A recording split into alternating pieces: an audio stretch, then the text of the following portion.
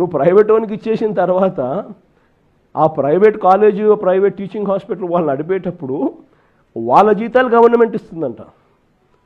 అంటే నెలకు ఒక్కొక్క కాలేజీలో కనీసం 5 కోట్ల జీతం మినిమం.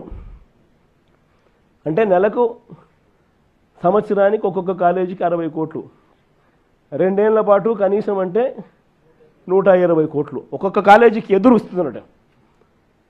చెనిక్కాయలకు బెల్లాలకు ఈయన మనిషికి కాలేజీలు కట్టబెట్టడమే కాకుండా మళ్ళా ఎదురు 120 కోట్ల రూపాయలు ఎదురిస్తున్నాడు. ఇది ఇంతకన్నా ఇంకా స్కామ్, ఇంతకన్నా దారుణమైన పరిస్థితి ఎక్కడైనా ఉంటుందని అడుగుతా ఉన్నా.